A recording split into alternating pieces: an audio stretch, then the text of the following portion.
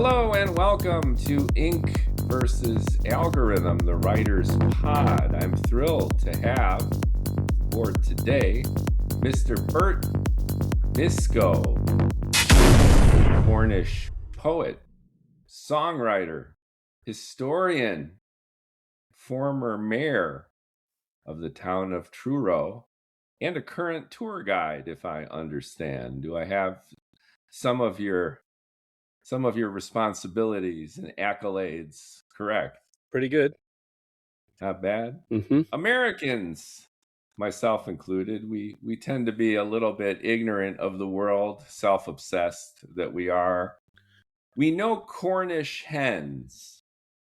We know those creatures. But when it comes to Cornwall, where it is, what it is, Okay. the historical context for this nipple on the UK island. We're ignorant of these things, so I thought we would level set a little bit with some context especially for our American listeners. Firstly, I should say that it has been calculated that there are between 3 and 5 million Americans who have some Cornish blood flowing through their veins. Great start. That's the first point. The second point is of course that the American Republic began with they say apocryphally with the arrival of the Mayflower. And there are two things about that. The first one is everybody thinks it left from Plymouth. Well, it never put into Plymouth. It had a sister ship which put into Plymouth and then discovered that Plymouth was riven with cholera. And so the passengers didn't get off the boat in Plymouth, but they transferred to the Mayflower, which was standing off Plymouth. And so the Mayflower then became overloaded. And so they set sail without putting into Plymouth. And so they got to the Foul Estuary, which is halfway down Cornwall, and they sailed up the Foul Estuary to Truro, where they took on extra food, extra victuals for the voyage across the Atlantic. And then they went back down and they sailed down the south coast of Cornwall to a small port called Newlyn, which is now the biggest fishing port in Britain. There's a little brass plate by what they call a chute, which is a spring of fresh water. And that's where the Cornish used to get their water from. And they took on extra water for the voyage. So they left for America, for Cape Cod, from Cornwall. And they then got across the Atlantic and they arrived at Cape Cod, weighed anchor, dropped anchor.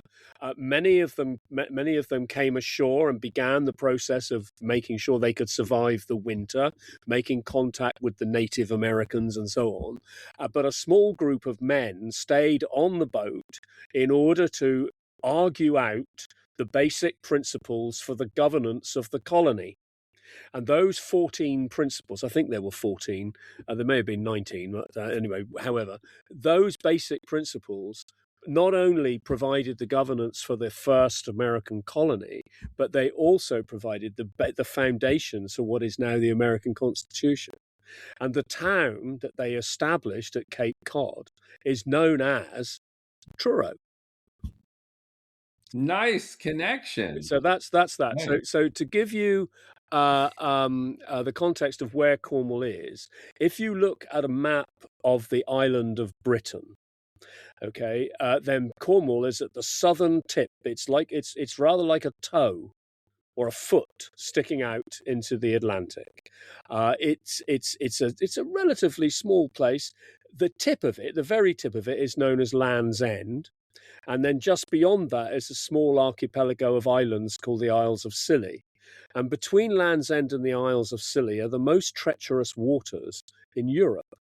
So many, many ships have foundered on the Cornish coast, very, very rough during storms, right in the teeth of the Atlantic, but also a crossroads, a maritime crossroads. So picking up maritime traffic from West Africa, the Mediterranean, penetrating into Europe through the inland waterways, the Danube and the Rhine, and the one that runs through the Seine that runs through Paris, and so on.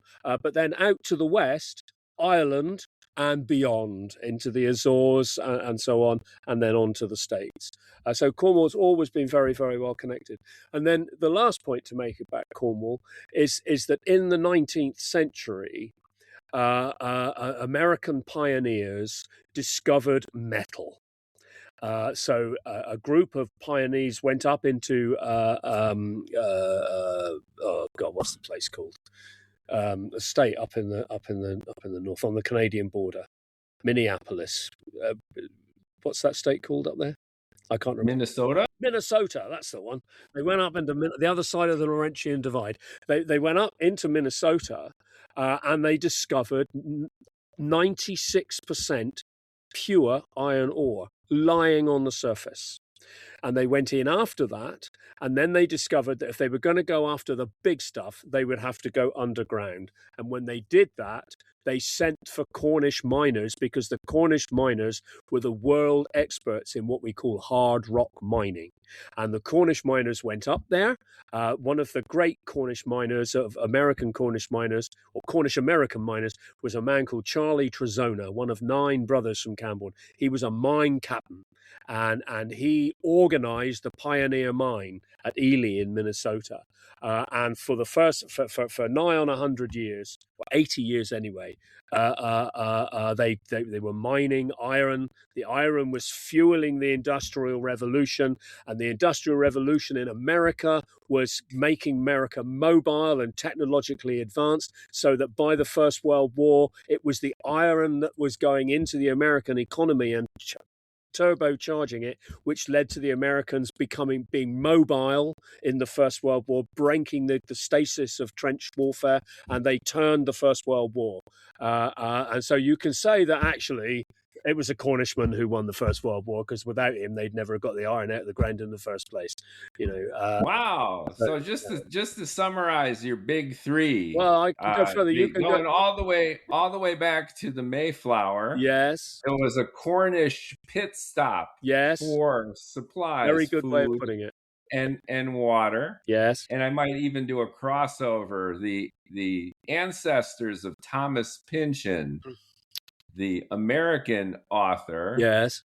His ancestor was apparently a cook on that boat. Ah. So we can assign not only the origins of American governance, as you describe, but a pretty good writer came from that pit stop, or at least benefited from it.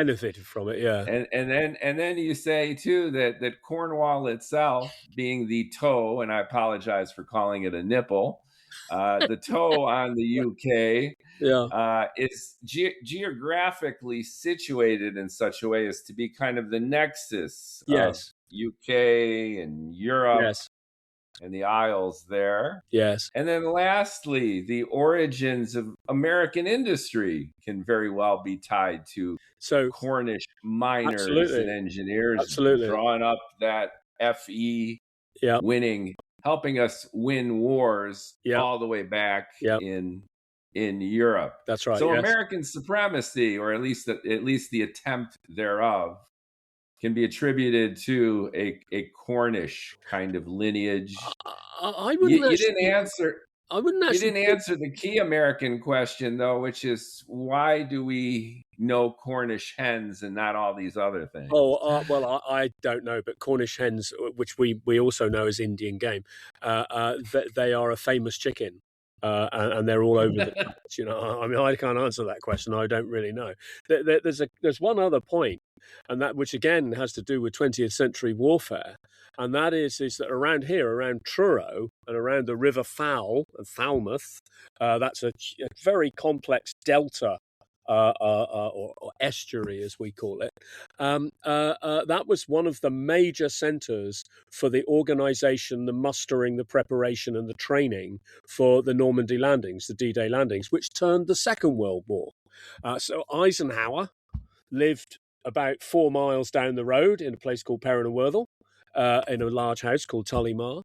And all the big wigs were in and out like a shot. But one of the things that shaped the modern town that I live in was the 18 months to 2 years when the population doubled because we had Americans living here.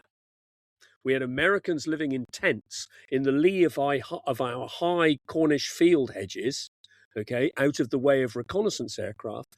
But the women who'd been left behind after the men had been called up, what they saw, apart from the fact that the quality of the nightlife went up 1,000,000% because they brought jazz with them and the dance halls began to swing, you know, and not a small number of immaculate conceptions. And one or two little. I was just going to say that there's probably a genetic Yeah. commingling One or at two, this point a genetic between the crossover. Yeah. between the Yanks and the Cornish people. Yeah. But what the women saw most of all is they saw the men living in tents with hot and cold running water being delivered in pipes and coming out through taps. And they saw washing machines and refrigerators. And most importantly, they saw flushing toilets. And the women determined that no matter who won the war, things in Truro were going to change. And Truro has gone through a transformation since 1950, unlike pretty much any other Cornish town. And that is directly down to the influence, the technological influence, the can-do influence, and the cultural influence of the Americans being here for that 2 years or so. Well, we were happy to reciprocate. Oh, thank you so much for bringing us governance and iron ore. That was actually the least we can do, is to bring you guys flush toilets. And some of our women. Just up the road is a little village called Newlyn East, and it's a very small farming village. But I understand that the first man to ride shotgun on an American stagecoach in the 19th century was a man called Deadwood Dick. Right? He rode shotgun on coaches carrying the wages into American mining camps that kept on being robbed by the miners and so on. And so he just blasted a path through them. And he came from Newlyn East. And when Buffalo Bill Cody organized his circus to come to Europe, Deadwood Dick was his stagecoach driver, and Deadwood Dick brought him to Truro so that he could go home and visit his original wife.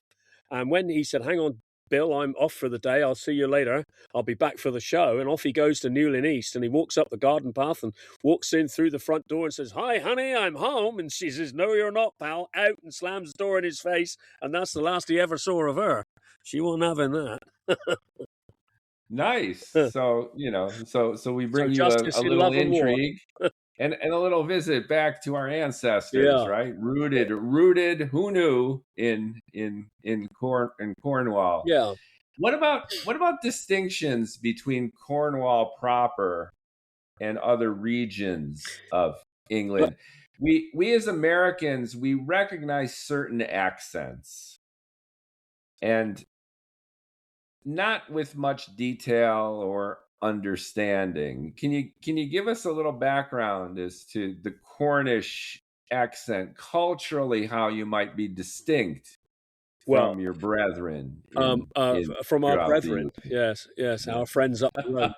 And with that, you see where I'm going with this. Some of the tensions. Yeah. Okay. All right. So Cornwall. Before the Saxons, before 1000 AD, was a kingdom. And then when the Saxons kind of were running the place, they never actually took over Cornwall because they needed to trade with us, and they could only trade with us if we were willing to go underground and get the metal out, because you were in the Bronze Age. Tin and copper amalgamated make bronze, and therefore they needed us more than we needed them, and so they stayed out of our way as long as we got on with the work.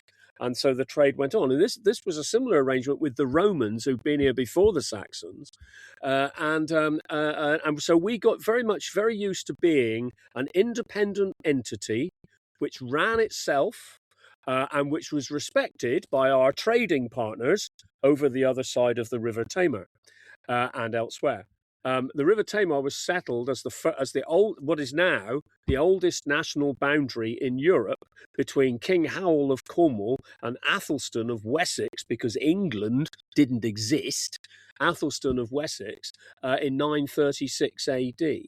Now, because we have that distinct entity, because we are a self-sufficient sort of nation within the island of Britain and so on, rather like Wales and Scotland, we had our own language, which was derived from the ancient Celtic British that was spoken all over Britain.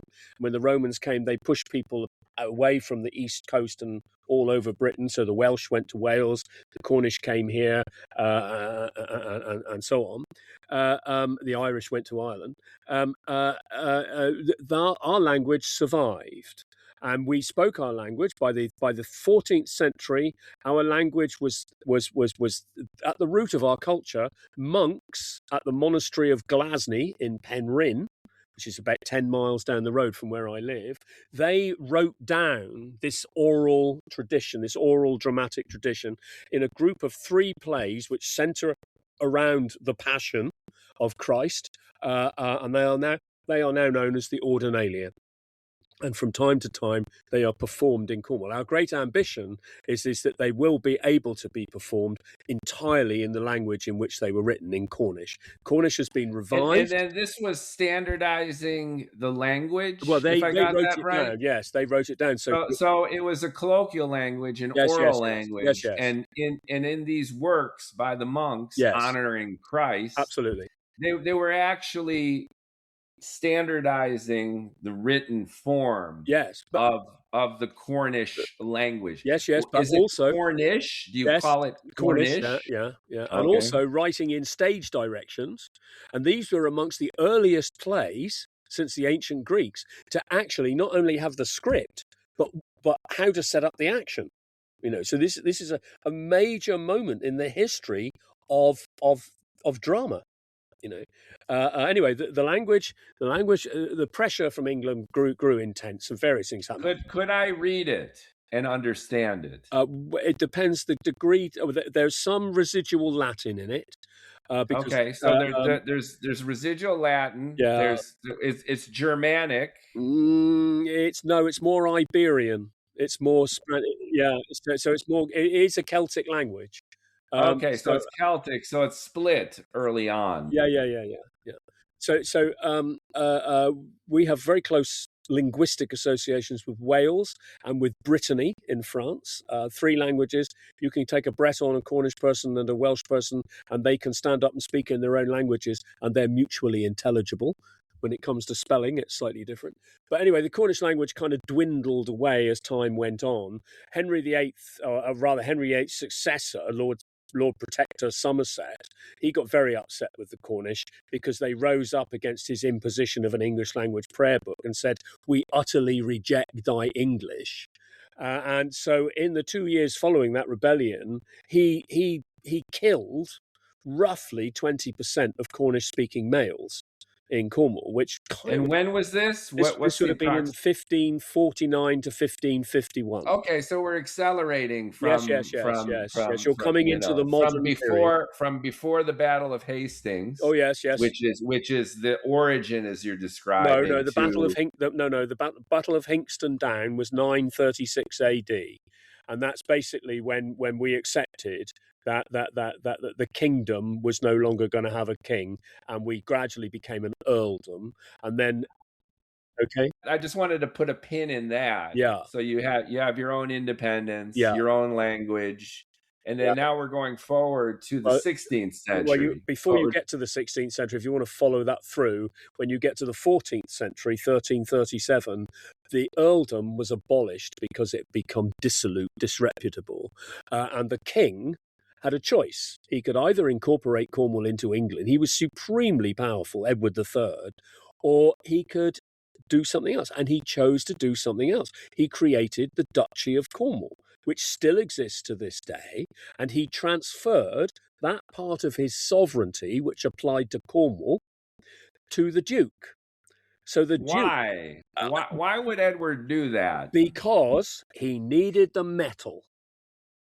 Needed the metal, and because Cornwall sits at that point on the map where anything coming from the south, coming up, or coming in from the west, because of Land's End and the shipping lanes and the currents, this is where they hit first. So Elizabeth I, when she got wind that King Philip of Spain was not happy about her dangling him on a bit of string and saying, I'm not going to marry you, darling, okay, and he's decided to send the Armada, when the Armada came, the first place it got to was Cornwall. Drake's crews were Cornish, and they got in amongst the Armada and they created havoc.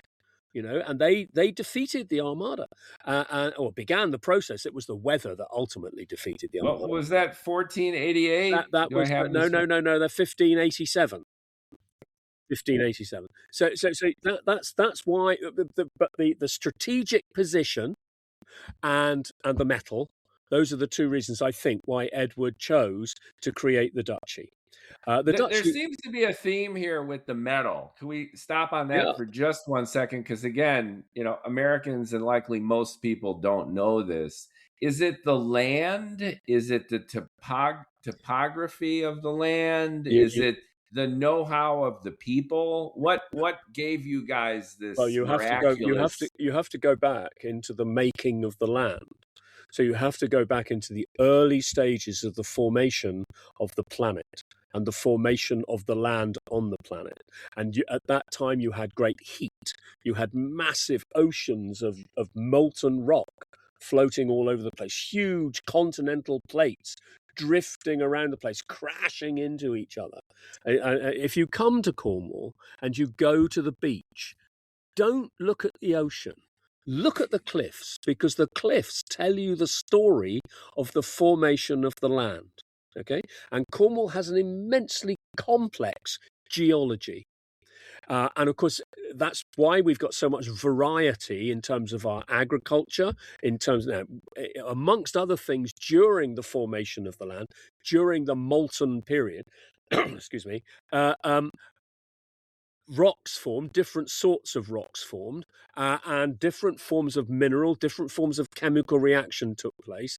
So in Cornwall, because of this massive upheaval and where it sat in the conflict of currents and continental shifts and plates and all the continental plates and so on, are very similar to San Francisco in that sense. You've got that great fault there, haven't you?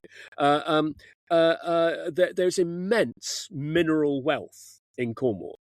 Gold, silver, lead, rare earths, but tin and copper in particular. And of course, so these were discovered early, and then Cornish expertise. When you get to the end, what stopped the Stone Age was the discovery of metal.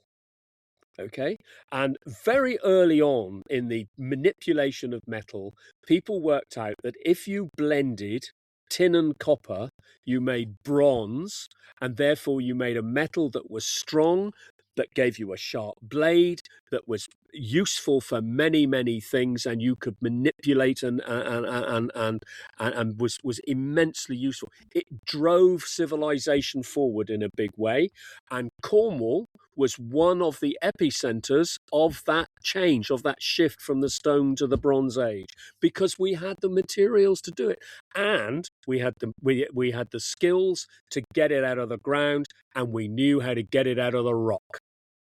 And that gave you tremendous differentiation and advantage throughout the ages. Absolutely. Okay, we just know Cornish hens, but what we should know is Cornish blacksmiths. The great Cornish uprising against Henry VII, 1497, that was led by a blacksmith, Joseph Van Gogh. Yeah, very, very interesting. Yeah. So you guys are anchored in U.S. history. Well, you're anchored, obviously, in in English history. But the commerce between Cornwall and America is incredible, and people come to Cornwall all the time from the States, and they come with their great-great-grandparents' immigration papers, and they come with old faded photographs of mine workings in California and Carolina and so on, and they they visit churchyards. They visit in Cornwall to find their roots. And since that series in the 1970s, the thing's exploded. What about your roots, Bert? Are you Cornish through and through? Well, that's a very good question, and who knows? I think I'm probably a bit of a mongrel. But you remember the Falklands War? Who doesn't? Right. Okay. Well, in the Falklands War, what started it was a group of Argentinian men landing on South Georgia. Okay. And they was first spotted by a crew on an Antarctic survey ship called the Captain John Biscoe. And now I remember. I'm giving away my age as well, but that was Thatcher's. That's right. Thatcher's travesty, that whole ridiculous war. Anyway, so it was the Biscoe ship. So right? John Biscoe was an Antarctic explorer. So he was the first man to map the coast of Antarctica. And in fact, indeed, you can go there, and if you go there, you visit the Biscoe Sea, and you can stay in the Biscoe Hotel on Biscoe Island. Now, I have to say that I've seen a photograph. I've never been there, but I've seen a photograph of the Biscoe Hotel, which I'm very proud to say is one of the finest buildings on the planet. It is a rickety old timber frame, rusty galvanized clad shack. Nice. Like you'd find in the corner of a Cornish farmyard. What became popular, 23andMe, Ancestry.com, you could spit into a tissue, they could analyze your DNA, and then they could track lineages, cultural and personal taxonomies, if you will, of heritage. Yeah. Have you done this? Have you thought about it? No, my father had a go at it and paid several £1,000s to some old bloke who just kept on sending in the same old stuff. It was all a bit of a rip-off. It sounds like he got ripped off, but the science has progressed. Even though if some of the companies have fallen into ill repute, especially with your personal data, it might prove interesting, especially given the fact that you are so rooted. As Americans, I'm a first generation American. My parents were Hungarian. Yeah. And most Americans, almost everyone I know is an import. Yeah. Yeah. And having history, just as you describe it, over centuries is strange to us. Part of what Cornwall offers to those people who have some Cornish blood in their veins, or a sense of being Cornish passed down through the generations, is we offer an historical context, if you like. We live with the monuments of the Stone Age all around us, the menhirs and the stone circles and all the rest of it. And we do, it's only in recent times that we've really decided to preserve them. And we don't really know how incredibly lucky and privileged we are to have that stuff when there are so many people in the world. It's not just Americans, it's Australians as well, and white people, mainly in Africa. There are migrant populations all over the world, and they do live, with a kind of a lack of knowledge of where they come from. And I think Cornwall welcomes people and tries hard to help them to find what it is that they're looking for. I think it's a good thing that we do. Yeah, so the streets and many of the buildings you inhabit every day and enjoy is a time machine going back centuries. Yeah. And also, I'm tacitly assuming that it's relatively small, especially compared to the expanse of the United States and all that we have. So Cornwall itself, in terms of square kilometers, is not that large. No. It's 100 miles long, and at its widest, it's about 12 miles wide. Wow. That's so it's So so we're back from toe to nipple. yeah.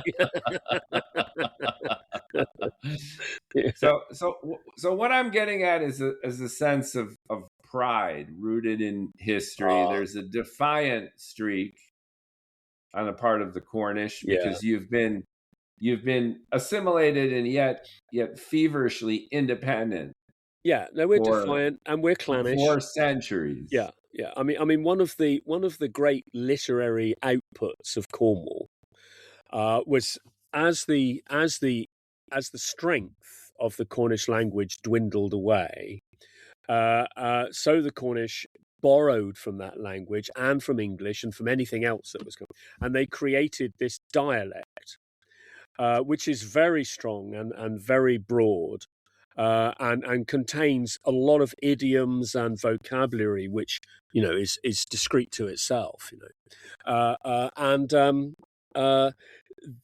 in the 19th century, when you got Cornish miners traveling all over the world, selling their skills and moving from one place to another, Cornish miner thought nothing of leaving Redruth, going to Australia, tripping over to Africa, going to America, and coming home.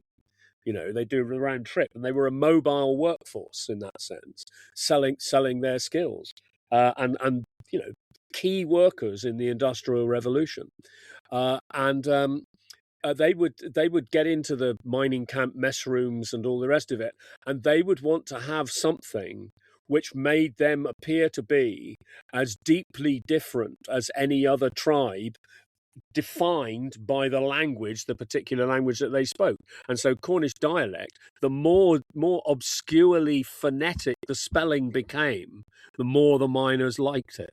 And that was a huge industry for about 50 years in Cornwall, chucking out these Have you tales. indulged in the Incoit or archetypal Cornish dialect and I language? I put a bit in there from time to time. Yeah. It's part of the rhythm of my life, really, part of the rhythm of my spoken life. You know.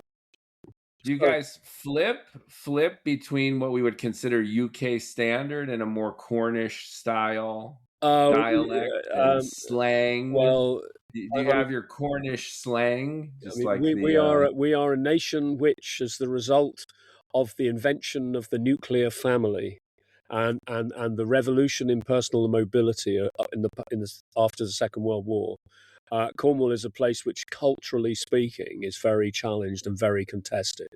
So Cornish people have to be quite careful if they want to get on in the life that's being created for them. They have to be quite careful about how they conduct themselves. So you're constantly worrying about who's in the room. But if you get into a room which is confidently Cornish, then the nature of the conversation changes significantly. There are great moments like that. I could read you. I could. you have that tribalism to you, but it sounds like in a healthy way. Oh, it's in a cheerful way. I mean, it seems to me that the most important attribute of human behavior, which gets you through absolutely everything, is cheerfulness. If you want to bring down a tyrant, like the chap in Tiananmen Square standing in front of the tank, smile. That seems to encapsulate the Cornish way Yeah, in a Cornish nutshell. Deductively, that's the Cornish big picture, and I think it's been a wonderful educational romp, especially for us right. for us dumb Americans, our Yanks. What about yourself though, in terms of seeing your evolution within this context of cheerful defiance, creativity? You're a poet, songwriter, historian. You have gone the creative bent as being, in a sense, the siren of Cornwall. Tell us a little bit about your own history, Okay, so evolution. I was born in 1952, and that was 7 years after the end of the war. My father in 1956 became a partner in a practice of general practitioners. He was a doctor in Penryn. My mother was from Redruth, and they moved to Cornwall and they set up house in Stithians. He opened a surgery in Stithians, and so he was his practice was the first time that people had had medical treatment free at the point of delivery. And I grew up in that kind of sense of pioneering. I also grew up in a household that understood confidentially the nitty gritty of pain and distress in individual families and individuals. But I also lived with people who had to take an overview of how things were generally in their community, and that kind of set me up without really thinking about it for what I did in the field. In the 1980s, I got into politics, and I'm just in the process of slowly but surely retiring from it now. But it was having that ability to deal with individual cases, but also see that big picture that enabled me to do the job that I've done. And also, it kind of shaped an approach to poetry as well, because I think the best stuff that I produce is when I'm writing about very, very particular things, like a wagtail carrying an ant's carcass across the pavement, but I can see that in terms of the ebb and flow of power blocks in the history of nations, in a sense. And so the two things, that the very particular and the very general, they sort of interweave with each other. And I grew up in the world that was discovering rock and roll. My father hated Elvis Presley with a religious fervor. He hated anything that wasn't written by Tchaikovsky or Beethoven or Bach. And that fueled my rebellion and made sure that by the age of 12, I was playing 12-bar blues, loudly, thumping my foot on the floor on my Tatra Classic upstairs, because I thought, no, Father, I'm living in my time now. I think that much of this had to do with the Second World War. That many vast numbers of people who survived the First World War, whether they were competents or whether they were just growing up at the time, like my father, I think they became very repressed, very tight-lipped, very constrained in themselves, and that's why their children and they kind of fell out with each other. That's why the hippie never quite got on with Remembrance Day. And which has always been a bit of a challenge. So when I went to school, two things happened. The first one was I went on a Sunday school treat to St Ives, and I was sent to get a deck chair on Porthminster Beach for the vicar and one for the church organist. And when I got to the stack of deck chairs on the beach, there was a poet standing on the stack of deck chairs, using it as his stage. And he was making poetry out of street barking slogans that he'd heard, when he was a kid walking through the open markets in London. And he was taking this approach and making it into poetry. And I was completely mesmerized by this guy, and I suddenly saw something that I just thought, fuck, I can do that, And I can remember the hook line of the poem. It went, "Oh, it's exy, it's sexy, it's X certificate," and he was shouting this across Methodist St Ives Beach, And then secondly, I go to the Truro Beat Group contest, 1966.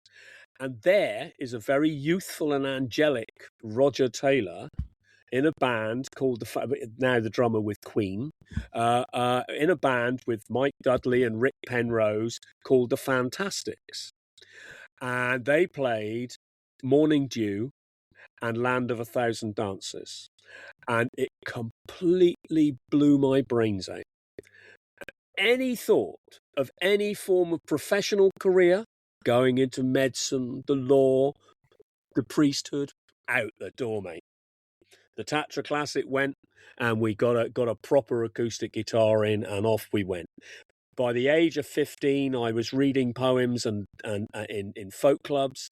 When I went to university, I learned how to play the guitar by getting very stoned with a very fanciful Texan lady I met who had a very nice Yamaha guitar, and I played her guitar and smoked her dope for a very substantial period of my higher education, and came and learned how to play various songs, and came back and started singing. And then when I came home from college, I got in with some friends of mine, and we started a rock and roll band called the Brainiac Five.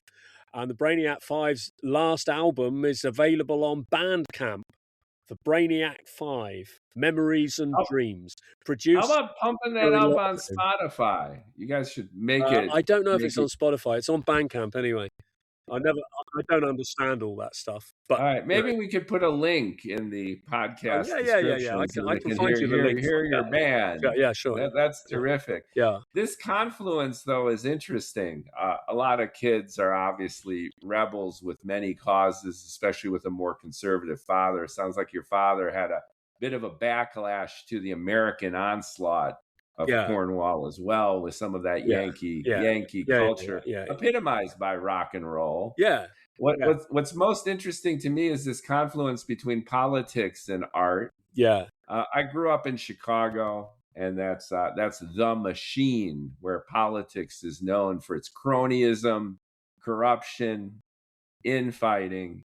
Not too close to poetics or music or art. And it seems like these two have converged in you, both with what you saw and how you saw yourself, as well as your father's physician background and a sense of public service. So it's distinctive to American ears and eyes, but it sounds like a natural for you. I came to a point where I realized that I was serving the public, and I liked doing it, and I could do it. I knew how to do it, somehow or other. And I realized that actually my father, who once said to me, essentially, unless you can open somebody up and have a good prod around, it's all guesswork. Informed guesswork, informed by experience. If you've seen it before, you've got a fairly reasonable chance that's what you're looking at.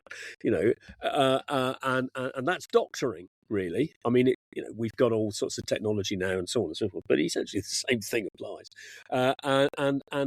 And so, therefore, much of what you do, and much of what my father used to do, was essentially counsel people about what was going to happen. Which takes you back to things like the altar pieces in monasteries in Memling. Back to altar pieces where they would open up different panels to show people whose limbs were falling off, which limb was coming off next. In the Renaissance period, and where the pustules would start exploding and all this sort of stuff. And I realised that actually in doctoring there's a very strong element of pastoral care. That you're ultimately helping people to prepare themselves to face the reality of their own demise, their own death, and also the traumas of birth and so on and so forth. And I've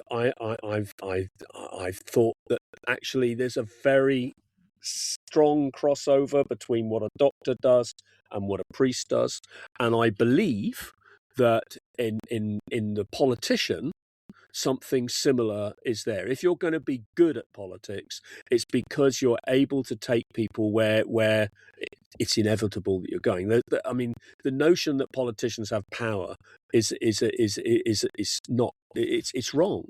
Actually, what politicians do mainly is to, successfully or otherwise, they prepare for and deliver the inevitable. There might be some choices along the way, but essentially, it's the inevitable. Once you've had power, you get influence. Look at Barack Obama, for instance, or look at Michelle. They've got influence, which is far more important than power. Far more important if you handle it right. right, Well, it's its own form of power yeah, through but attention. if, Power through attention. just to Right. pursue Barack Obama for a minute, or indeed Clinton, or indeed Roosevelt, or Kennedy, then part of what, or Churchill was the master of this. What gives you power is your ability to be able to persuade people through your ability to use language. I mean, we'll fight them on the landings, we'll fight them on the beaches and so on. That was poetry. It got through. It got through the defenses to the heart, to the soul. Ask not what you can do, what America can do for you, but ask what you can do for America. However it was that Kennedy said it. That broke through. That was a powerful moment. Look at Mayor Angelou at Clinton's inauguration. Fantastic. Or Joan Baez and Bob Dylan at the Luther King marches and so on. It was the poetry that got you there. And I think that there is a very strong link between the poet and the priest, the politician, and possibly the physician. Yeah, you bring a Joycean dynamic, and we haven't really talked about the Irish at all, which I believe, and pardon my ignorance, but there seems to be a lot of connection between the struggle of the Irish and the struggle of the Cornish. I'm tacitly assuming based on the history and culture you've described. Yeah, I think the thing is that the Irish were brave enough to stand up against them, and they picked up a gun and shot them. Actually, everybody else. So anyway, in that everybody exact else has tried to be very polite about it. Yeah. A major theme in Joyce is this apparent dichotomy between the writer of the word, the scribe, the Shem, and the Sean. So you have the two brothers, the archetypal brothers, and Shem is the poet, is the creator. But he's unable to really create that influence and dissemination that you described because he's introverted and he's inner focused. And Sean as a complementary brother to that, doesn't really know what the hell he's talking about, but is wonderful in terms of setting up the soapbox and orating and building a following and a community around, essentially taking his brother's words and making them his own, at least in the sense of performance. You describe a synergy or a unity, a synthesis between these two qualities. Yeah.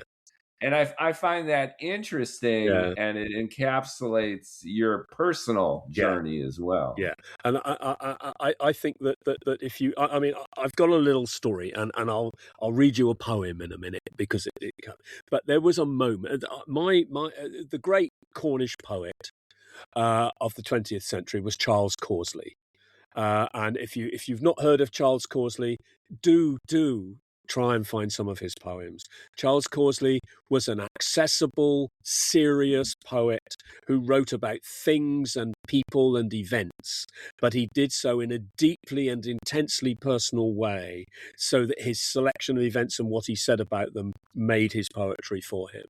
But he spoke for everybody. He was a school teacher.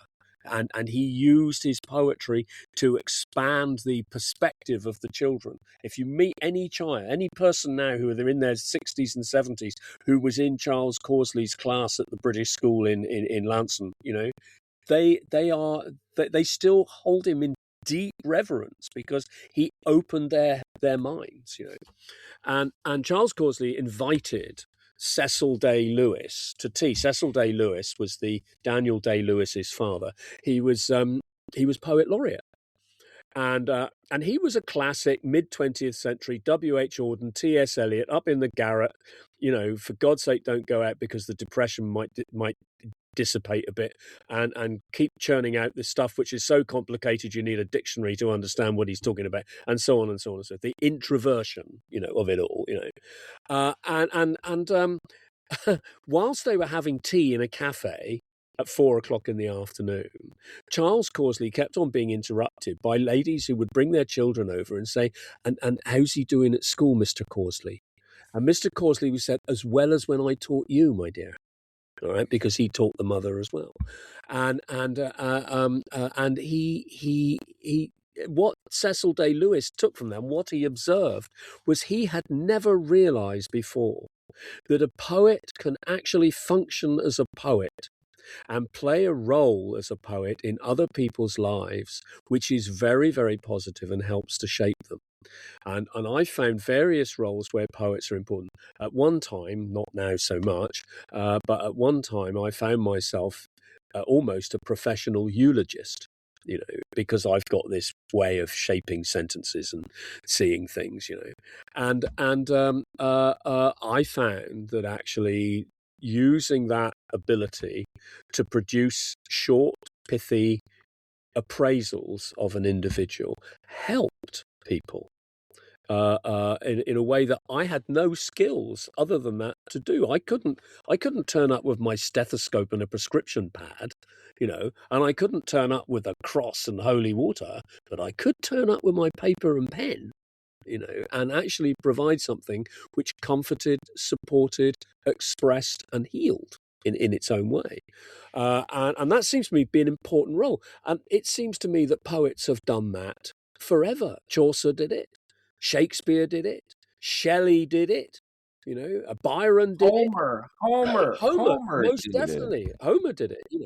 And that poets who sort of clutch their brows and disappear up their arse, well, actually, they're missing out on the best part of being a poet.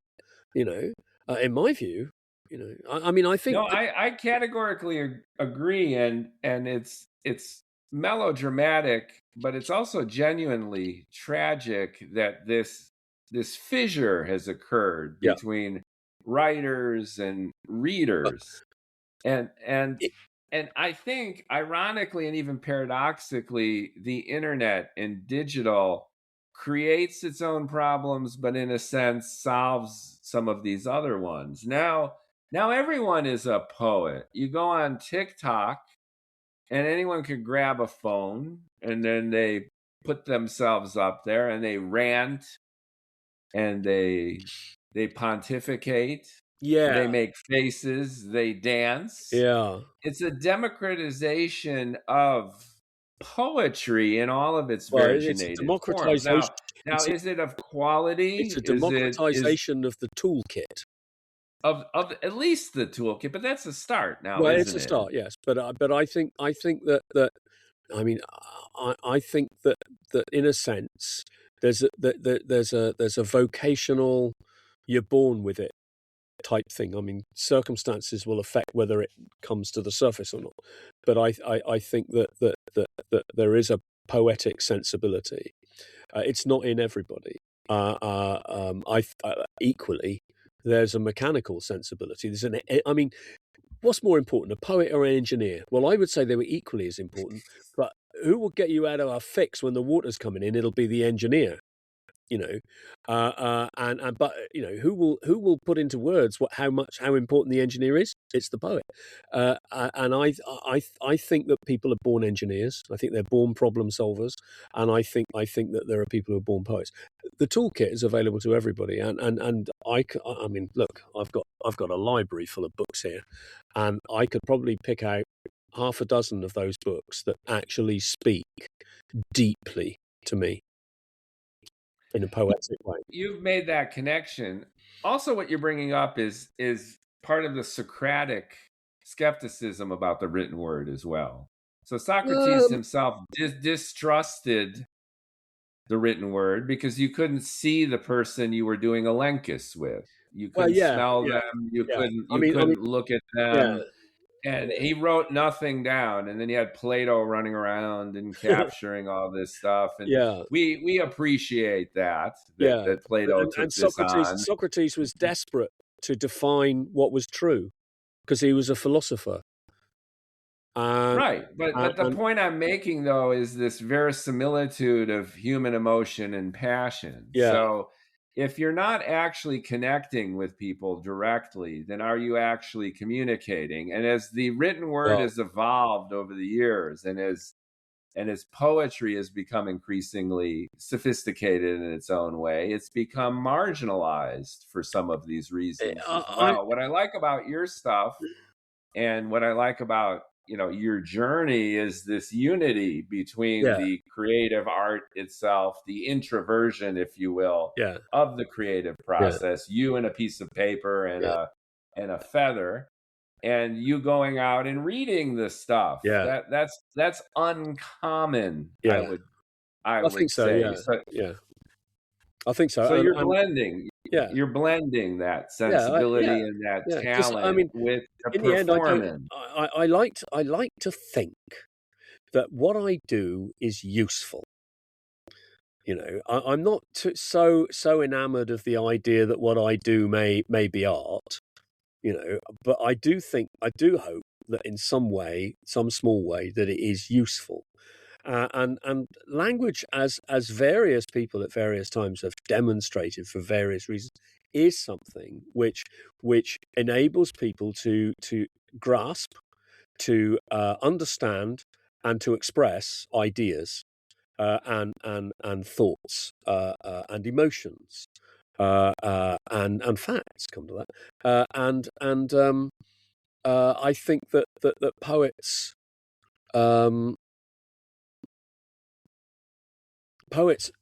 have the opportunity to be kind of linguistic priests, in a sense, and I think if you've got that opportunity and you've got the ability, to turn away from it and say, no, I belong in a garret. I'll just look at the wall and write to the blank space. Bollocks, mate.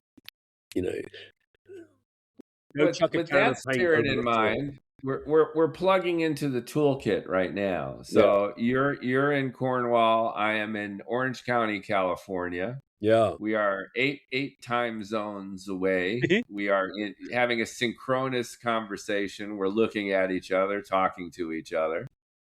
And the utility of it is fantastic. But this video and the audio I am going to distribute, and it'll be available to anyone throughout the world to tap into it and to share. So that is an exciting use of communications technology, and it's getting you out there to anyone. It's also a responsibility, because actually things that you say, in passing between two people in conversation, can have a profound effect on somebody if they just happen to pick it up because they're surfing through a whole pile of stuff one night. So yeah, and then we're it's a weighty thing that we do.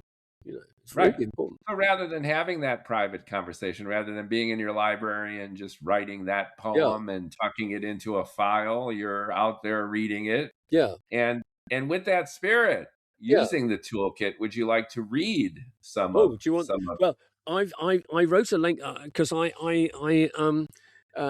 go to you and I both go to the same writing group, which is how we met, which was run by a chap called Richard Hoskin, who is a Cornishman, which is how I came to be part of. Yeah, let's give a little homage to our connection point, the writers group, Richard Hoskins. Yeah.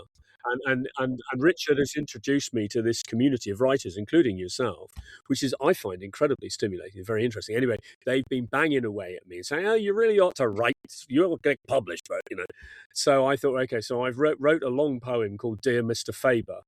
Faber and Faber being the great poetry publishers in the UK. And basically, I said, look, I don't go in for competitions because I don't think poetry is a competitive thing and I don't understand it. And I don't spend my time chasing around magazines to get a couple of stanzas in here and a couple of... So you take it or leave it, mate. If you're in Cornwall and you're passing by, do drop in for a cup of tea and we'll have a chat. Yeah, I love that, and I relate to that too, which is the marketing aspect of creativity. That's right. Is a different part of the brain and a different part of the heart. Absolutely, frankly. yeah, it is. Yeah. Absolutely. What sort of music do you play? I don't bloody know. I just play it. So and then of course, because one or two of these writers said, well, Bert, of course, this is such complicated stuff that you produce. If you had footnotes, we could understand it easier. So I thought, okay, we'll do footnotes. So the upshot of that is that somebody then suggested that I should make each of the footnotes a poem. Okay? So in amongst all this stuff is the story of Cecil Day Lewis coming to visit Charles Corsley in Lanson and discovering that you don't have to be a poet in a garret to be a poet. You can actually be a teacher in a school and sit in a cafe and speak to everybody. And this is the poem that kind of illustrates that point. It's called Cecil Day Lewis. On a visit to take a cafe tea with young Corsley back from sea, a balladeer with the beat of dance bands stepping in his ear, and a town to wear as crown for a laureate without fear. Cecil saw not a garret charioteer or Byron by the sea, but a teacher for whom environ set his inner prisoner free. As they sipped and quipped and spoke the gossip of poetry, Mrs. Tree So-and-so and Mrs. Pen X, and a wartime widow with two, and a child barely older than her child, who clung to her coat and stood too shy upon her shoe. Each came and excused their daring to intrude, not wishing to be rude, to inquire of Mr. C how things were going with arithmetic, reading and sewing. Day Lewis saw his friend expend poetic time day after day, using rhyme to feed the mind, to keep the divil and his evil away, to answer the singing bird with a song of word and love. A poet, he would declare, standing on the stair of his departing train. This was before beaching felled the railway. A poet's craft, I now know, need not be a solitary confinement of labour unless one makes it thus. A poem can be a useful thing to slow the fading rush of Tamar or to speed the evening bus. And when Corsley was asked if he would be poet laureate, he smiled and said, "I'm sorry it does not appeal to me. I'd rather be tied to my classroom with minds to be setting free, to be learning A, B, C, 1, 2, 3, and the poetry of liberty." More tea? Oh, look at the time. Mother and father over the river, thermos tea and a picnic for me. Let me see. Lovely.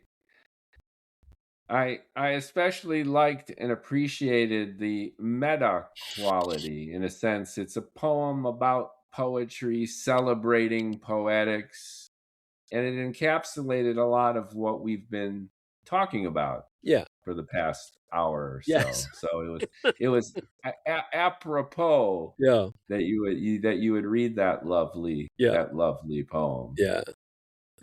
And tell us a little bit about your writing process, which I'm sure is mysterious to a lot of listeners and viewers who are not themselves poets. But even if you've written poetry, if you appreciate poetry, the writing and creation of a poem has a mystique to it. Well, yes. I mean, this thing in here is a complicated old machine, and it's picked up a whole pile of bits and pieces, you know. It sees things out of the corner of its eye, and it sees things dead ahead, which it ignores completely. It sees trains coming towards it, you know, and it picks up ideas and concepts, and it imagines associations between this and that, and all those things are kind of churning around in a kind of a tumble dryer of synaptic process in here, you know. And every day I get up round about 6 o'clock. I have a shower.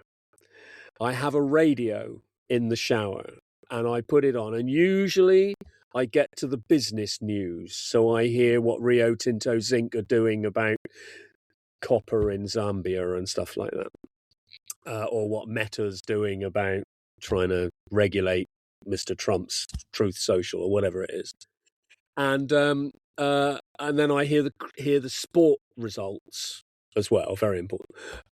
By which time I've cleaned my teeth, dressed myself, and I'm downstairs with the ubiquitous pot of tea. Of course. I'll pour How one out could you not? while we're going. I start writing, and I Yeah, write. and I'm gonna have my coffee, by the way, which Right, was our symbol of rebellion against your people. good health. Yes, yes, Cheers. yes, Yeah. yes. This is what you ransacked in Boston Harbor. Mm-hmm. Um, uh, um, uh, I start to write. Now, what I write is what I write. It starts. Usually, I write 500 words plus. Sometimes I get over 1,000. Sometimes I keep going for the rest of the morning. Sometimes, as several people at the Monday Morning Writers Group have pointed out, I will write 1,000 words, and the real poem is in the last 75 because I've been working up towards it. So I'm kind of workshopping. I'm kind of wandering around looking for an idea, looking for a theme, looking for a reason to do it. And I'm wandering around language and syntax and idiom and grammar and influence and all the mimicry, and so on, and threading it together. And I mean, basically, I'm practicing my craft. What that craft is, the manipulation of language into small things that say something profound to somebody one day, if they ever get to see it, Mr. Faber. Yeah. I love your reference to it as a craft and as a daily application as part of your routine. It's a habit. What I've discovered over the last 3 years, especially, is this idea of daily commitment and it Yeah. becoming an organic expression of my sense of self and just my activity. Yeah. It's work. It's commitment. It is. It's a daily ritual. It's a defining factor of oneself. Absolutely. And without that, one would say that one is a hobbyist or a tinkerer. Less flattering souls might label one as a hack. But what I've discovered, truth to form, is the idea of being a writer, living the life of a writer through this application that you describe. What I find is that knowing that I've got this hour or 2 hours to do this stuff in, that it's trained my senses. That my senses are kind of now looking out for bits and pieces, and collecting, and that I'll take something that I have overheard in a cafe or something like that, and suddenly that's the poem or whatever it is, I think that reflection of the artist's life into life and then its reciprocation back again as a mirroring effect, the kind of feedback loop, is part of what being an artist is about as well. There's no real dividing line between being a poet and knowing it, being a writer, being a novelist even, and the life that engenders that. I'm in that awe craft. of novelists. I don't understand how novelists can organize themselves in such a way as to produce a coherent story which can run, over hundreds and hundreds of pages. And they have consistent voices all the way through and so on. I just couldn't organize it. My brain would resist the process of organization. People keep saying, "Why don't you write a book about all the stuff in your head?" And I couldn't. I can't do it because it would destroy the stuff in my head to do it. I think it's just innate brain wiring. It is. I completed 130,000 word novel this June, and it's my pride and joy. And I literally had the whole thing in my head. Yeah. I have this like big space. And when it comes to other things like, balancing my checkbook or fixing a sink, I'm a complete, unabashed, unmitigated moron.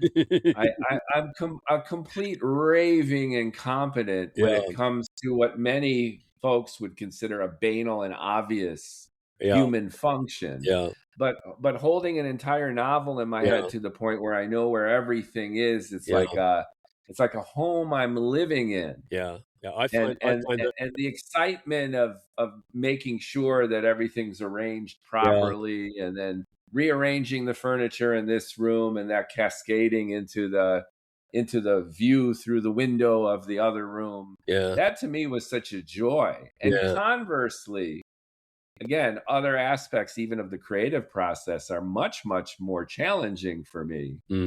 So our minds are wired a little. In a sense, you know, you're rhythm guitar, and I am the lead player. You could maybe look at it that way. That's how I feel. Yeah. I produce.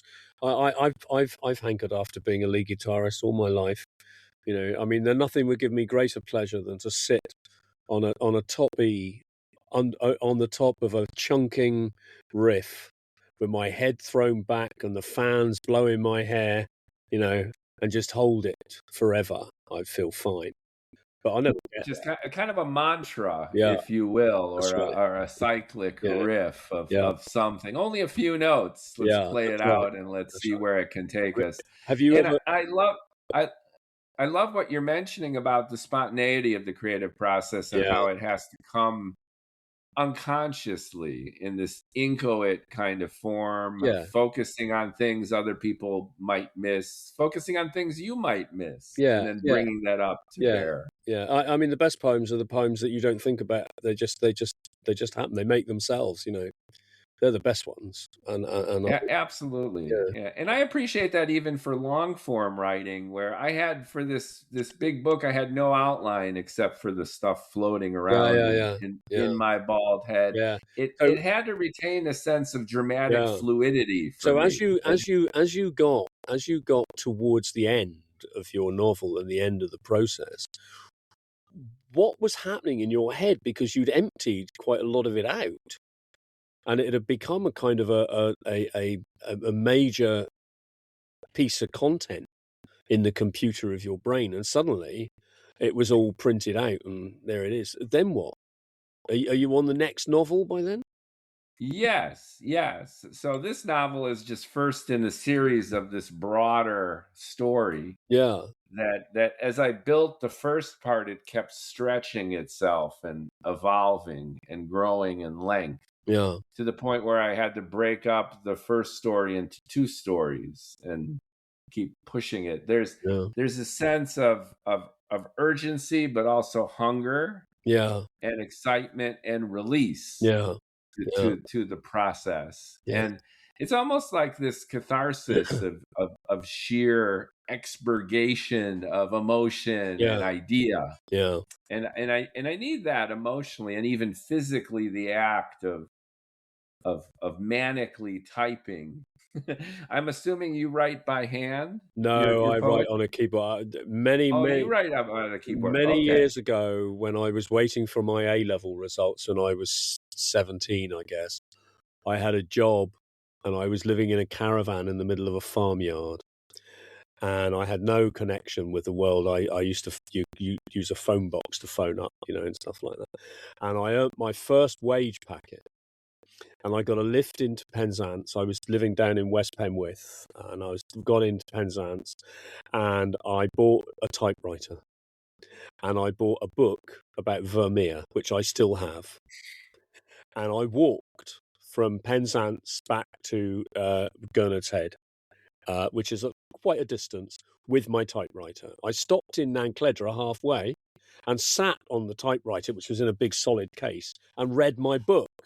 And then I picked it up. And by the time I got back to the caravan, I thought, oh, God, I'm hungry.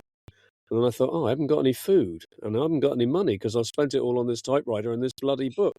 And so I had to go and beg, steal and borrow food for a week because it had never occurred to me before that actually money bought food or anything like that. But I have typed ever since. And when the keyboard came, when the computer came, I typed. I mean, one of the things that I saw very early on with computers is that word processing enables the loquacious to run away at the mouth. And so, do you remember these huge books were coming out? You know, huge books. You know, they were defeating the ability of bookbinders to actually make them, and then gradually or people to even hold the That's right. tome in That's right. one They hand. were physically awful, and then gradually we've got down to something which is quite manageable. I listened to an interview with what's he called, Salman Rushdie the other day, and Salman Rushdie's just written a small book. Like Hemingway wrote Old Man and the Sea, or Yeah, Steinbeck. for Rushdie, that's a big deal. Yeah, He yeah, is yeah, yeah. the Because he was producing he's the concrete. epic narrative Yeah, he's guy. producing concrete blocks, wasn't he? And Steinbeck, he produced The Pearl, which is probably the greatest story he ever wrote. Same as Old Man and the Sea, Yes. And I sort of feel that the small book, is the best, and it's taken us so long with that word processing revolution to actually get back to the aesthetics of literature.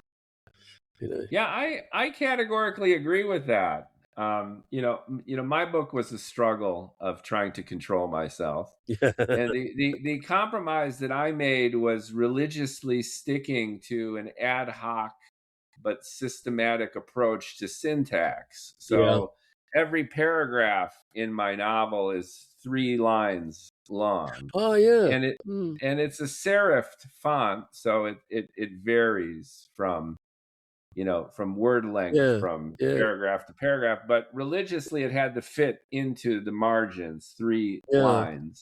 So Yeah. it looks a little bit like lyric poetry Yeah, almost, it and it does. balances left page to right. Yeah. So this forced a sense of structure and discipline within Yeah. this chaotic, frothy evolution of this verbose story. Mm. And that way I tried to find a balance between the two, between Mm. poetic self-control, minimalist mastery, Yeah. focus on the minutia of the writing itself. Has this And great work got a publisher? this great work has a self-publisher, me. It's on right. Amazon. It's on Amazon. Oh, right. Okay. Which is another wonderful and terrible outcome of this digital revolution. The good news is anyone can publish, and the terrible news is anyone everyone can does. publish.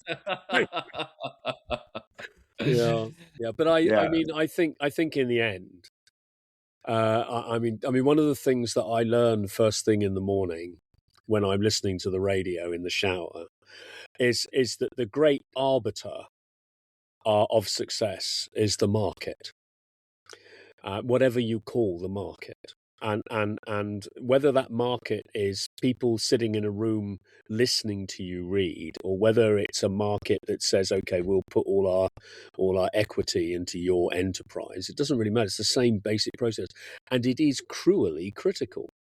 The market, it's bluntly honest about it, because if people don't like it, they just won't take it. And it's it the could best be editor. arbitrary to a certain point. There's a lot of garbage that's popular, and there's Yeah. pure genius that's been hidden forever. Yeah. But I think you make a powerful point, and I think it's spot on. David Mamet, the playwright, said that I write for a paying audience. And if the audience doesn't pay and they don't like it, then that, to your point, is the final arbiter of any kind of judgment that makes any difference whatsoever. Mamet was also the father of the great quote that good writers start with a scalpel and end with a chainsaw, which I think reinforces your point of self-criticality, brevity, minimalism. I think, and I mean, somebody, I had to write a poem for a carol service. And I've done these kind of spoofy, semi-amusing things for these carol services before. So I around about August, I start thinking about the Nativity and trying to get an angle on it, like Joseph and Mary herring down the freeway in a Toyota with their names written in a green strip across the, saying, for Christ's sake, it's coming, I know, I'm running out of gas, and all this, something like that. And I put this poem in, and the people who were organising the timetable said that I couldn't have as much time as they'd originally said. Could I? And they phoned up very apologetically and said, "Could you prune it down a bit?" So I just thought, well, if they want me to cut it from 5 minutes down to 3 minutes, that's roughly 200 words. So here we go, woomph. And I just took the first 200 words out, changed the first line, and sent it back. I mean, from my point of view, following the dictum that I was only ever workshopping and the last 20 lines are the ones that matter, it kind of was very coherent and very pithy, and it was all right. Yeah, and it that pragmatic expediency. And I got a shocked email back saying, "We didn't mean you to chop that much out." I said, "Well, come on," So yeah. Yeah, and it could have been a fortuitous kind of there is editorial. something quite cleansing about editing, about actually taking. I mean, it's a big leap to get beyond the point of thinking, "I thought that, therefore it's precious." To let's get rid of that lot, cut that lot out, shunt those two together, take that up there, put that in there like that, back, and yet in the craft, that is part of what you do. And the more playful you become with the toolkit and the materials, the more likely you are to produce something which is going to have value. And that absolutely, and value can be arbitrary, also based on audience and based on the toolkit. Yes. So for example, in addition to my endless typing and podcasting, I do first-person rants. Yes. So I usually am in my kitchen. Yeah, I'm usually in my kitchen. Yeah. An idea pops into my, just like you, I listen to the news. And I listen to it mostly because I'm multitasking. You're showering, I'm putzing around the kitchen, I'm doing something. I'm absorbing the day's events. Ideas pop into my bald head. I grab my phone, and now we have the toolkit. And I hit the reverse camera, and usually on a single take, I will rant for anywhere from about a minute to maximum 2 or 3 minutes. And then I caption it. I put little captions and I post it on the social medias. Now, here's what's fascinating to me, and I'm curious about your opinion of this. On TikTok, the platform, the Chinese-owned platform that's created so much political turmoil here in the States, I've posted about 1,000 videos over the last year, believe it or not. I do on average 3 of these a day. They only take me a few minutes, and I have a lot to say, as you can tell. Sure. So I have acquired about 15,600 followers, people who actually click on the little box and they follow me, and about 250,000 likes, where they like my videos, and tens of thousands of comments, most of them abusive vitriol, right? I'm getting trashed by this faction or that faction, but I'm erupting some emotion. I'm a micro influencer, as they say. 15,000 is not bad, but I liken it to the apocryphal story of the teenager who sets his fart on fire and then gets 10 million followers and 100 million hits on his video in about 5 minutes. So relative to that, I'm a micro influencer. But here's what I've discovered, which is fascinating. The exact same video rants that I post on TikTok have engendered almost zero additional followers on Instagram. Minimal impact even on YouTube, some. And on Substack, I post as well. And there's not very much engagement at all. So the Chinese algorithm has won my personal battle with trying to get some measure of attention for my kitchen ranting. So what does this say about the quality or the emotional impact of my content when there's such a diverse metric of success? So you can liken it to me being the poet standing on a soapbox in the middle of the village. And in this village, they're embracing what I have to say, or at least throwing tomatoes. And in another village, there's complete silence. And and deafening nothingness. I know very little about social media. It's not something that I have anything to do with. But I do listen to what's going on around me. And it seems to me that different platforms tend to attract different age groups. So TikTok, as far as I understand it, appeals very much to younger people, whereas Facebook is now pretty much a communication channel for older people. And people in the middle float around or don't have time. Or if they do have time, it's because they're making it work for them. And so I guess that there must be some link between younger people and your approach to saying what you're saying in your rants. I think that's part of the answer. I think that's true. I think just the Chinese have a better algorithm. So my content is sent to people with whom it resonates. With greater impact. So this brings me to the next part of our chat. Just 1 second. If you were an algorithm, imagine what life would be like. It'd be like God in heaven, you know. And immediately after, you thought, why the hell did I like the blue touch paper and let the Big Bang go? Now all I've got is inundations of prayer coming at me, all sorts of stuff. You know, what am I supposed to do about it? I'm just a god, you know, and all this stuff is coming. What have I done? And it seems to me that heaven is a sort of a think tank, a drunk tank for regret more than anything else. But imagine if you're an algorithm. Imagine how it would be that suddenly people think, oh, this works. How do you select out of all the stuff that's coming at you the bits that you'll promulgate?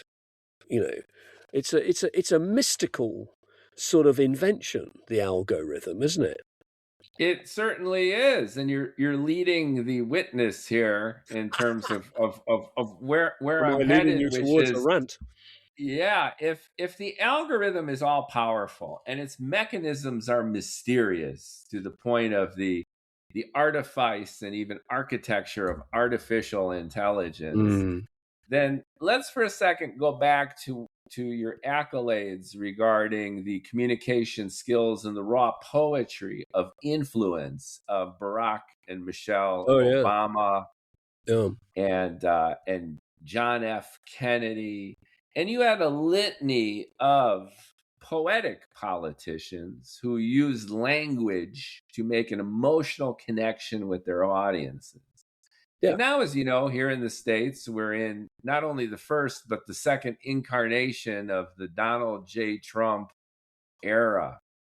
And he similarly uses language most effectively.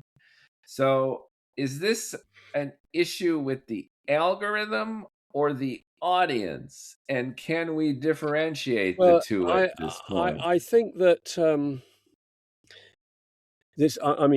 I hesitate. I really do to discuss the internal workings of American politics because I know absolutely not. I'm not there. I'm not part of it. I observe and I see what I see. And what I see is that even though he's been out of office for however long it is, that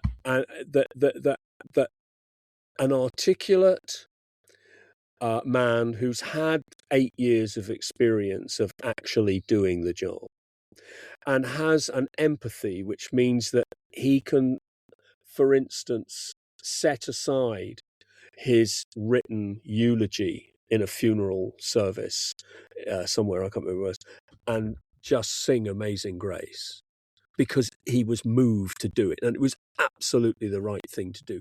When you've got that empathetic equipment, you know, and you've got the ability to take the mickey out of yourself, to mock yourself, to laugh at yourself, then you have got a set of rhetorical skills that are going to be able to communicate quite complex ideas, quite serious disappointments, but also to temper excitement and to make sure that actually along the way that you pick up as many people as you can and make sure they're all right.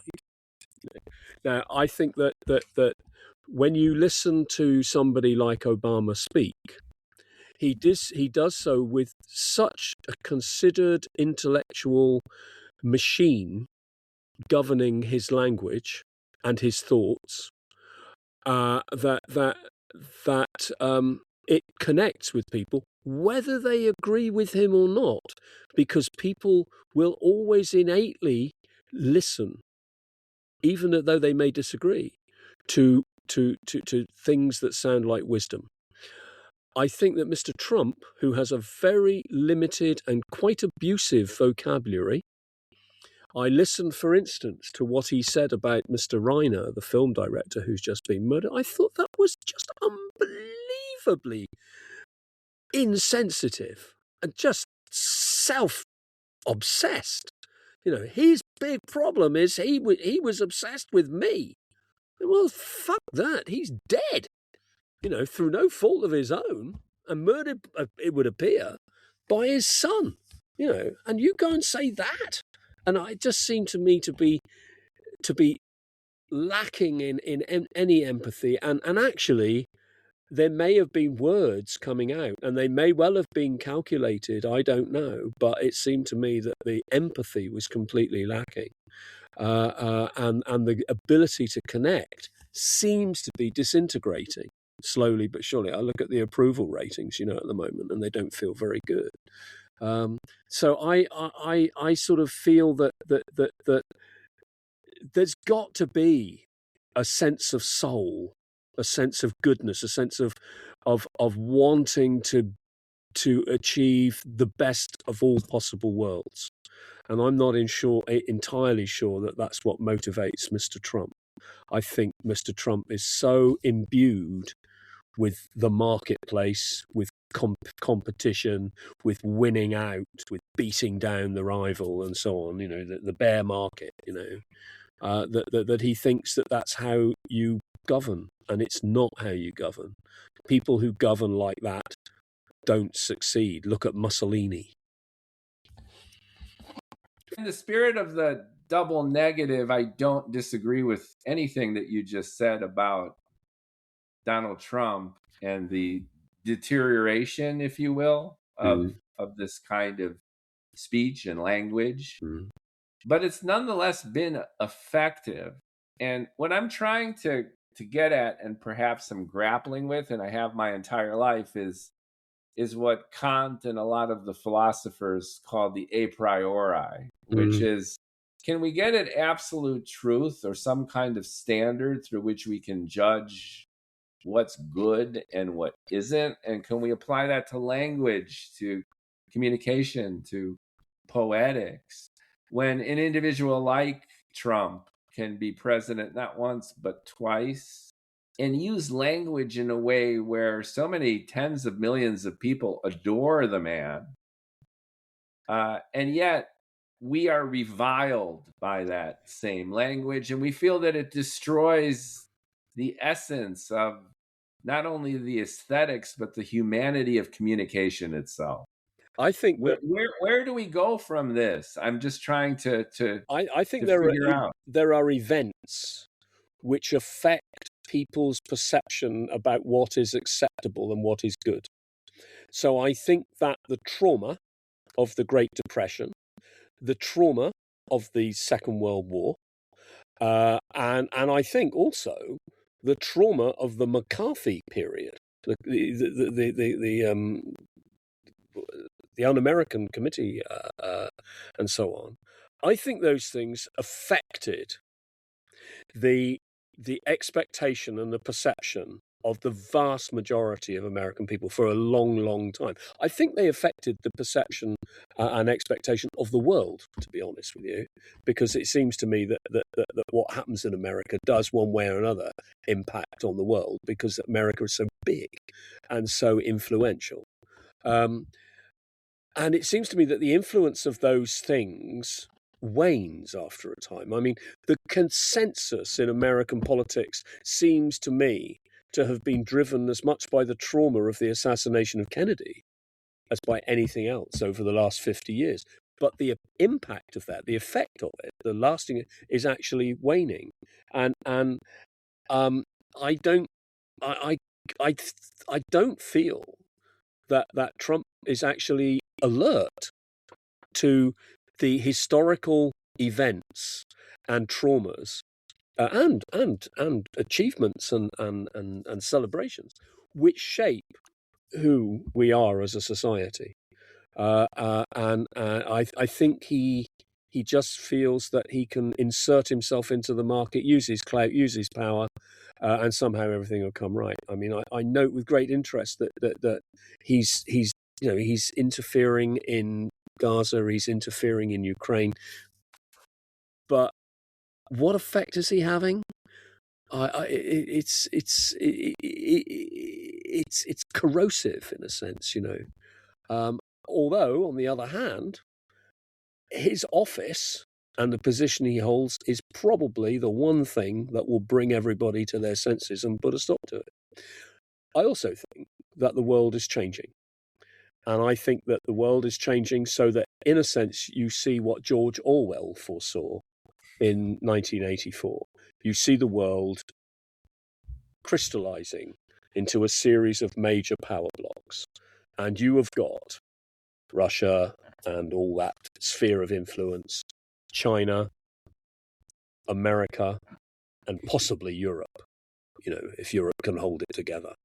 And I think that dynamic is beginning to affect the way in which relationships, alliances, deals are beginning to be shaped. My concern is that you've got this overriding problem, of climate change, and what do we do about that? And that people are beginning to take a different view of that, which is shaped by the interaction between those power blocks rather than looking at the globe. I think it's really interesting that if you go to China, the Chinese have taken climate change to heart, and everything they do is about reducing their carbon footprint. And if you go to America, everything is never mind about that. Let's get the oil out of the ground, and it's a sort of a dichotomy which between two power blocks. This is no longer nations. This is no longer France and England having a go at each other. This is huge chunks. This is the globe divided into four, if you like, and I don't think that we're quite grown up enough as a species to be able to deal with the creation of our own governance, of our own civilization. The U.S. tends to oscillate between extremes. So I often say that you could not have had a Donald Trump without a Barack Obama.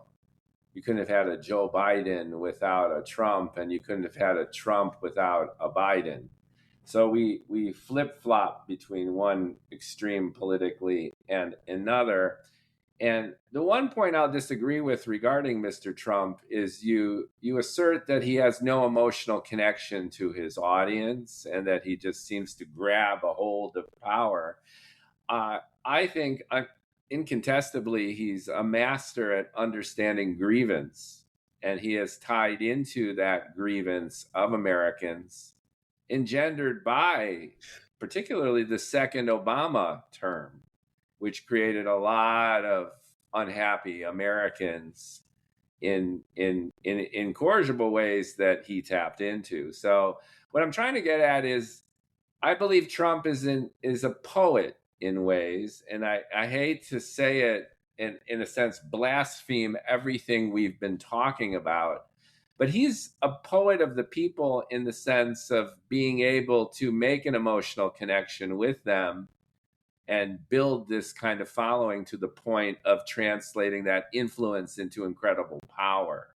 And what I'm trying to get at with you is how is that different from the aesthetic that you and I are embracing? How is that? Forget about all the the macro political and seismic changes, the Russias and Chinas. I get all that. And I understand problems with Trump to his core, especially regarding the Rob Reiner eulogy, where he blamed his death on the fact that Reiner was politically opposed to Trump, which is the ultimate tacky, classless narcissism. I get that. I'm with you 100%. But from the spirit of our conversation, I'm really trying to understand almost philosophically how we can differentiate the Trump poetics from, let's say, that of Michelle and Barack Obama, and for that matter, yours, mine, Homer's, and all the greats. I don't know, but I got a sneaking feeling. I mean, the word that keeps on coming to me is humility. Yeah, is that actually we all in our own odd way stumble across the stage for a moment, and we either contribute to the quality of the drama, or we say, "Hey, I'm here. Look, me. Forget all that lot," and then you're gone. And I kind of feel that as a child, stands in a room and just says, "Okay, I'm going to take my trousers off now and pee all over the floor," because that will attract everybody's attention and there'll be lots of squealing and I'll be the center of attention. And I kind of feel that there's that childlike quality to the way that Mr. Trump behaves. I've never seen a Trump rally, so I've never seen him acquire the affection of a large body of people. I've listened to speeches that he's made, and I've seen clips of portions of what he says, and I accept that the editorial intent behind them is to maybe not make him look as good as he may otherwise be, not him necessarily himself. I accept all that, but even so, I think that he what he says doesn't seem to come from an organized notion of goodness. It comes it's the opposite. That's the appeal. Yeah. He's been likened to an asshole that Americans feel they need to protect them from people even worse than him. He's an asshole, but he's our asshole, and he does an asshole's job of being an asshole for us. All the vile and vindictive qualities that you rightly identified are the exact reasons that he's adored. Yes, and I'd rather see somebody in that office who was actually trying to knit together all the different strands to make a peaceable sort of piece of fabric out of the world. He's got the power, he's got the influence, he's got the instruments, and he's got the constituency. And it seems to me that he doesn't really know what to do with it. That's the trouble. And as far as I can see, he's gradually, slowly but surely losing the affection of the people who support him. To a certain extent, but there's a core base, and I get inundated by their vitriol almost every day where I post, and I get vitriol from both political sides in America, depending on the content, which shows you how polarized and impatient we are. I went to visit my brother-in-law to go to a wedding in Missouri a couple of years ago, and we went to a Dollar General. It was 6:00 in the evening, and we had a pile of stuff, and we got to the checkout, and there was a very large gentleman at the checkout who was just processing us through, as checkout people do, and saying all the right things that the corporate training had said, and then suddenly he wrapped everything up in a plastic carrier bag, and Simon said, "Oh, could I have a paper bag?" And I thought shots were going to fly. This guy had suddenly made a whole pile of assumptions about who we were, and he didn't want to do that. And of course, the corporate training said he had to do it if he asked. And so Simon stood his ground and he got his paper bag. But suddenly the whole atmosphere changed. And I suddenly realized that actually It takes very little for that division, that sharp division of perception, and that behavioural division, to come through. I mean, we've just seen a trial in this country where half of Liverpool was celebrating the triumph of the Liverpool football team in the Premier League, and the whole town was out to celebrate, and this guy just drives his car straight through the crowd. In 2 minutes, he ran over 100 people, from a 2-month-old baby to a 98-year-old man. He's just got 20 years in jail. But on the day, he was lucky to get out of his car because the crowd were shouting, I've never seen this, but kill him, kill him, kill him, like this. This was in Liverpool, in Britain, liberal little Britain. And I mean, you talk about algorithms, and I think there's a kind of an algorithmic paradigm running around the world that says we can sort all this stuff out by taking this combative, confrontational, impatient approach to solving problems, and I'm not entirely certain that it's going to work. Yeah, and it's reinforced by those algorithms. So negativity, complaining, griping, now are the forms of communication that are most shared and most embraced, and that's lowered the overall standards of what you and I are talking about. Yeah. Everything from the craft itself and its aesthetics to the heart that goes at its core. And I think this brings us full circle to the value of poetry, the role of the poet. You describe yourself as growing up in a physician's household. You're Cornish to the core, which is this, you're defiant with a twinkle in your eye and with the expertise that the crown needs. You're separate, yet together. Bonded, yeah. You're distinctive, yet feel a part of the broader English persona. British, and there's a mixture of contradiction, but also empathy and cohesion. Yeah.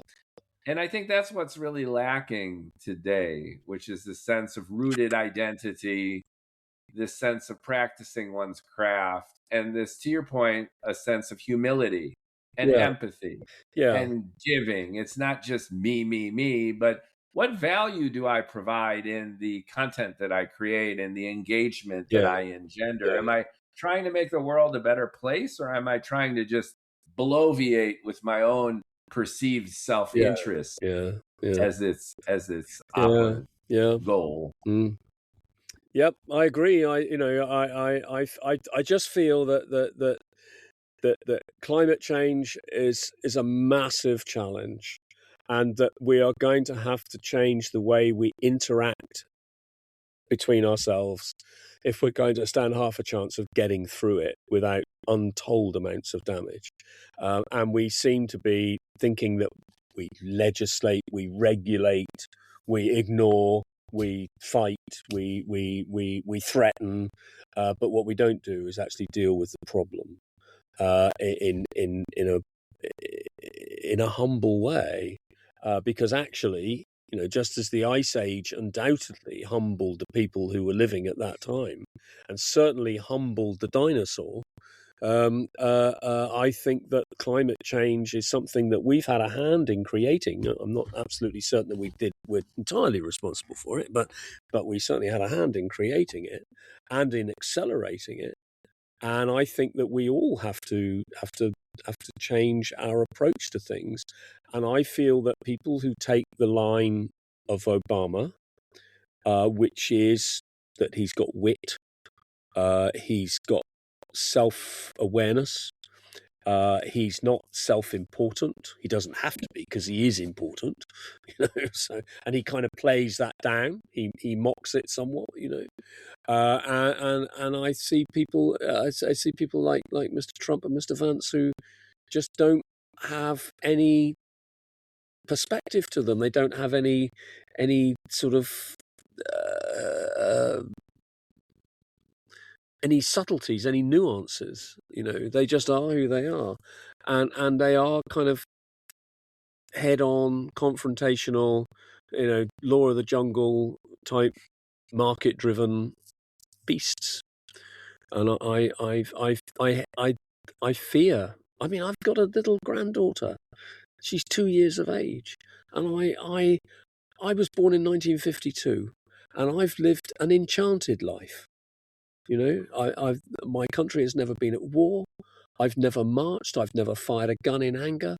You know, I've bullshitted my way through life. I've played, you know, and so on. I've done as much as I can to help and to participate and so on, and to create, you know, and to help other people create. But and I look at the world that could open up for that little 2-year-old, and I see her looking at me with every expectation in her eyes and unconditional love. And I looked at Mr. Trump talking about a film director who's been murdered, and I think, oh shit. Now you've really depressed me. It's home for me too. I have an older son who is 23 years old, and he is a Marine. Ooh. So he is stationed at Camp Pendleton, which is not far from where I'm at. He was recruited in New York when we lived there. I've moved to California, and the U.S. government threw him this side of the country too. So now he's not far away. But now we're agitating South America as part of the renewed Monroe Doctrine. And we have Venezuelan roots. My parents independently emigrated after World War II after being survivors of the Holocaust there. And the U.S. wouldn't let them in. So they wound up in Caracas, Venezuela. And I have a half-sister who is Venezuelan. And I have an entire lineage of the family who were born and raised in Venezuela. Yeah. And now there's the prospect that we are going to war against Venezuela with my kid being thrown into the fray, being a U.S. Marine. So in ways it comes around full circle, and it hits viscerally here. Yeah. So we do live in interesting times, as the Chinese say. Yeah. And it's a time where we're inundated by content. Most of it arguably is not poetic content, is not beautiful content, is not well thought content. I think we all pay for that. But at the same time, it at least inspires me to raise the little flag of what I'm bloviating about and what I'm sharing, and to enjoy myself doing it. Good. Which is what more can we do, right? If we're alive, we might as well enjoy it. There's no doubt about it. Listen, I'm going to have to go. I've got to go and cook the tea. So yeah. So thank you so much, Bert. It's been very enjoyable. Sharing the Cornish background for our American sensibilities, and wishing you the best. And I'd like to bring you back maybe in a few months, read more poetry. Whenever. Thank you so much. Everyone watching, listening, like, comment, share. That's going to be the extent of my marketing bravado for this conversation. Thank you so much, Bert. Have a lovely evening. And you, in take care. Cornwall. Take care.